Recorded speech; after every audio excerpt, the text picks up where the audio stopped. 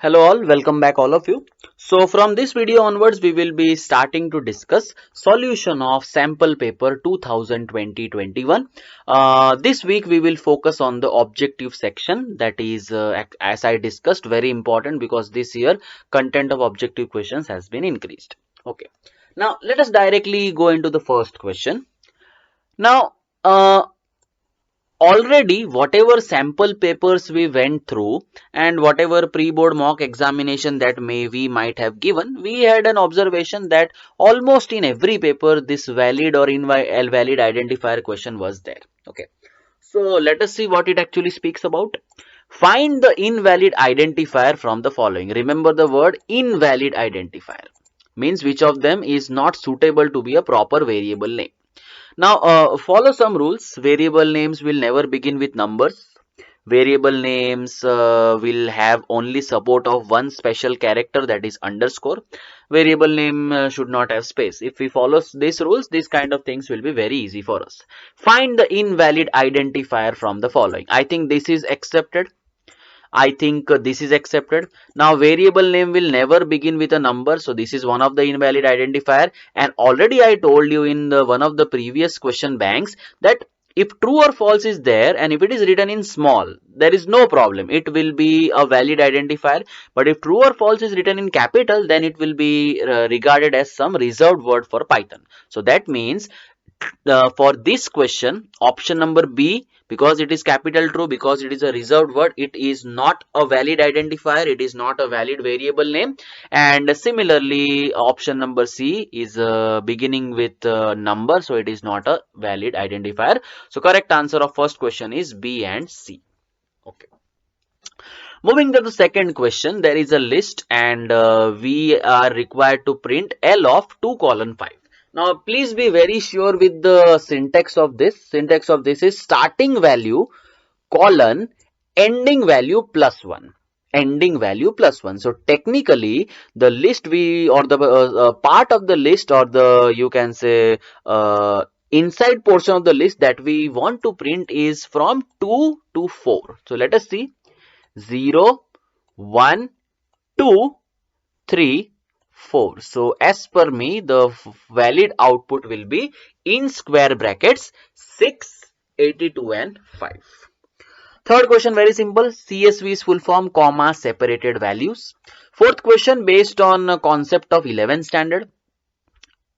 Identify the valid arithmetic operator. The logical operator, comparison operator. Again, maybe one example of you can say bitwise operator.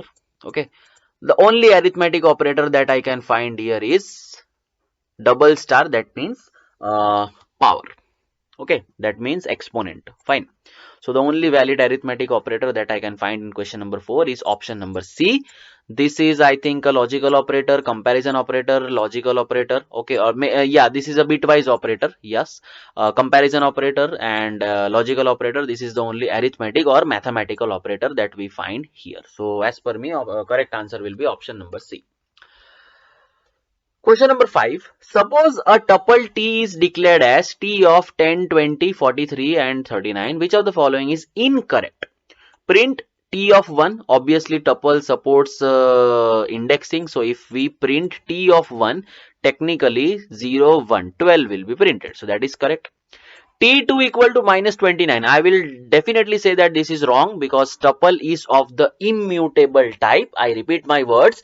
Tuple is of the immutable type and here they are trying to change the value of index 2, which is as of now 43 to minus 29. Therefore, you can say obviously this will be wrong because tuple is immutable and it does not support item assignment. So this will be wrong. Max of T, I think for 43 will be printed. Length of T, I think 4 will be printed. So I think the correct result or the correct answer is option number B because tuple is of immutable type and tuple does not support item assignment. Write a statement in Python to declare a dictionary whose keys are 1, 2, 3 and values are Monday, Tuesday and Wednesday respectively. So I think we can write it here. Write a statement to declare a dictionary. Let us say this is you can say answer of question number 6. Let my dictionary name be D. What they want us to do? They want us to create a dictionary with 3 keys, 1, 2, 3, and values Monday, Tuesday, and Wednesday. So quite simple. First key and its value. Second key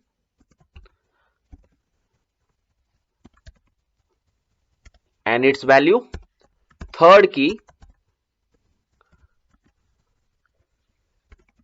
and its respective value. Correct?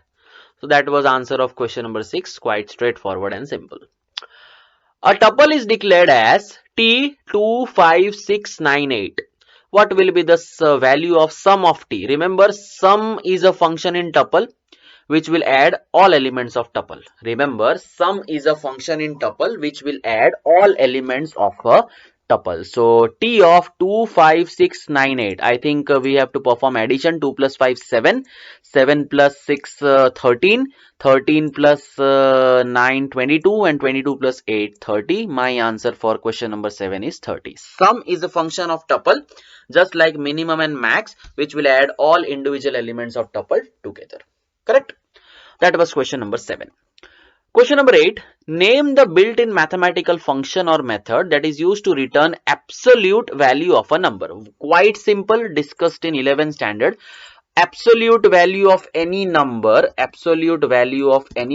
is possible with the help of mathematical function ABS. Correct? Now, whatever values we specify inside this, suppose I specify absolute of -7. Let us see what is the answer. We will also have a nice idea regarding this. Suppose I write ABS of -8. Answer will be positive 8. Okay, as you know, absolute value always returns us the positive number. Okay, so answer is ABS, absolute, and please make sure that this pair of round brackets are there because it is an inbuilt mathematical function. Name the protocol used to send emails. Very simple. If you went through the PPT of networking and you went through the live class, email is sent using which protocol?